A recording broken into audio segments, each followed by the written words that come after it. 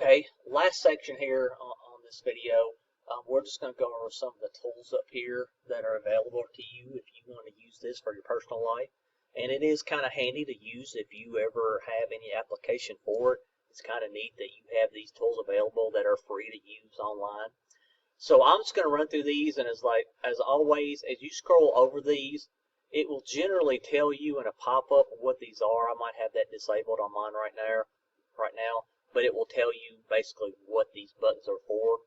So the first one is a place marker, or a point. It's going to mark a specific point on a location that you would like to pinpoint. So if you wanted to mark your house or something like that, you can put a point there to be able to find that easily on the map. This is a polygon. You can add a polygon on there. So if you want to do an outline, like I did of that property boundary that I have an investment in down in Tennessee, Smoky Mountains, you can actually plot that out on the map and save that. This is a path or a line that you can plot. So say if I wanted to trace one of my rivers, I could do that to see how long it was, and I could save that. There's actually a section to put your own layers in here. Now, that's a little bit more advanced, but if you had a layer and it was in the right format, the right type of file, you could actually insert it in here and look at that as an overlay to the Google Earth maps already. The daylight and dark, this is kind of neat. You can click this and it tells you where it's light and where it's dark. It's approximately 7:15 p.m. right now, so you can see the sun has just set over California. So that's kind of a neat little feature. It actually has, you can look at a map of the sky of Mars and the moon on here if you would like. I never use that, but it's kind of neat to do. This is a measuring tool. It's not going to put anything on the map to save, but it will measure a distance. I'll just zoom in here real quick, and I'll just do a real quick little measurement here. And it asks you when you open this box, it asks you if you want to do just a straight line, a path, a polygon, different things. So right now you can choose your units of measure. So I have miles. So let's say I want to measure from Nashville, Tennessee to Charlotte, North Carolina. You click once on Nashville, click the second time on Charlotte, and it tells you exactly how many miles that is. Now, that is miles in a straight line as a bird flies. It's not by roadway. So if you put this into Google Maps, it's going to tell you how to drive there, and that's going to be longer. But this is a straight line distance on a map. So let's clear that one. Let's do a path. Let's say I want to draw a line from Nashville to Knoxville. So every time you click, it's going to put a point, and that will allow you to curve lines. And let's say we want to go to Atlanta. So that entire line that I just drew is 321 miles. So that's kind of big for this use, but I use that a lot, like I said, on my river runs. I'll show you a couple of things to use that for in a few minutes. A polygon, you can actually draw a polygon on here and measure the area of that. So let's zoom in here a little bit. Let's go to Mammoth Cave National Park. And I'm not going to be real specific on this because you could put a line, and the more dots you put, the more points, the more curves you can have. So for time's sake, I'm just going to do this. Oh, start over.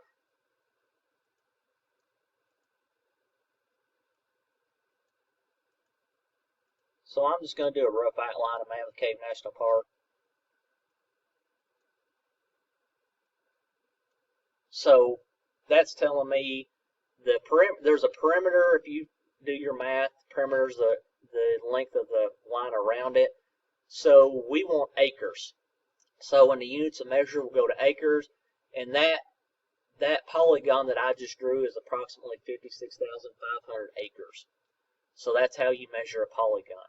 Same thing with a circle. You can put a dot here and move it out, click that, and that circle that I just drew with that radius, the radius is 10 miles, it's 200,000 acres in that 10-mile radius. So that's how you do the measure function.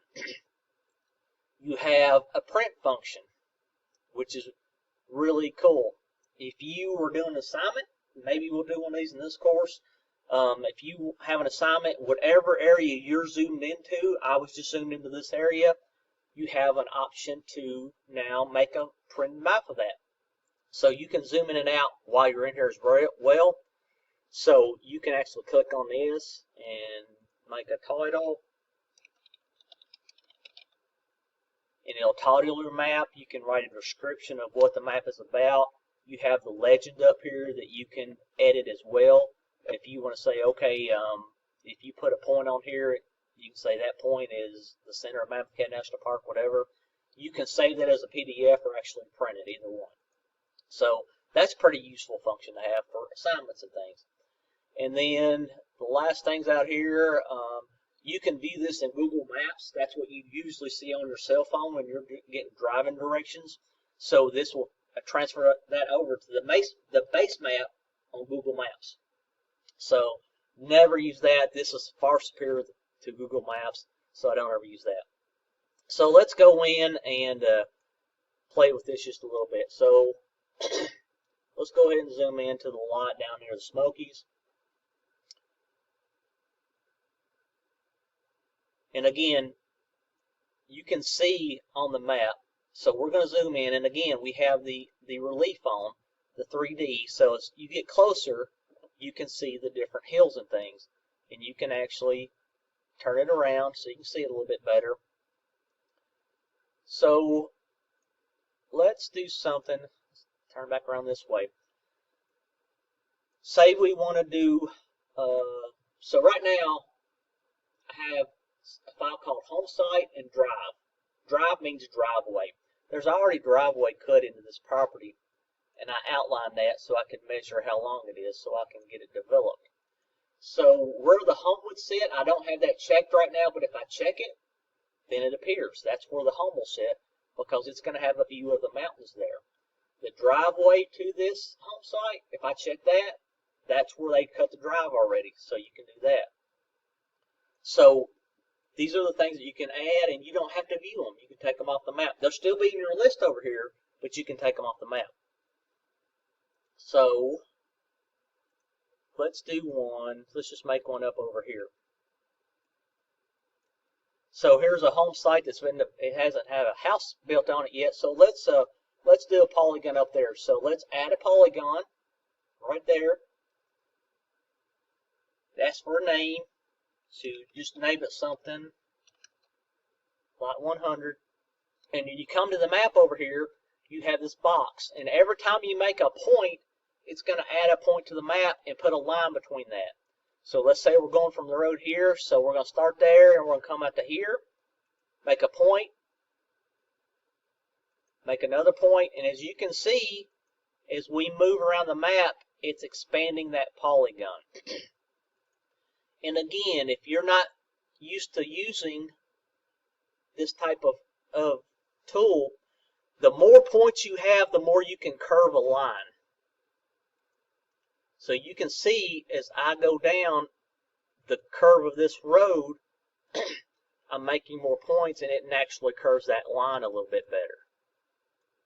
So now we have this map. And even though between these two polygons, or these 2 points on the polygon is a straight line, you can see it curves because it's going with the contour. So now you can do different things with this. So we've named it. So, but it's filled with white. And say you don't want it filled with white. So you go to Style Color. So the line. So say we want to change the color of that line to yellow. Change it to yellow and click OK. But it's really skinny. So the width of the line, we're going to bump it up to about 3. So now you can see it a lot better. And the opacity is actually how clear that line is. So we want the line to be yellow, but we want to be able to see through that white. So right now it's 100%. So 100% you can't see through it at all. If we go down and put 0%, now it's clear, you can see it. You click OK, and now it's saved it. So now it's saved right here in my list of, it says lot 100. You've saved a polygon on here. So if you want to go back and look at it or change it, edit it, you go back to Properties, Now it's open back up, and maybe you just want to see the measurements of that polygon. You can look on here, and remember you have to sometimes change your units. So perimeter, we're not interested in perimeter, but area. So let's go to acres, and that's 1.62 acres. So we're good. So now you have that outline on there. So that's just a function of how this might work. Let's say we want to draw a line here. This is Cosby Creek. So let's say we want to put a permanent path on here. So that's a path. We're going to go ahead, we can go ahead and draw it, and we can adjust it later. We're just going to follow the creek. It's going to curve around a little bit.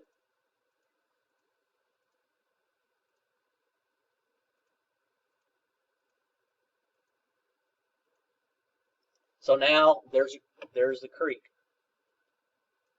So now we want to see the style and color. So we want the color, since it's a creek, to be blue.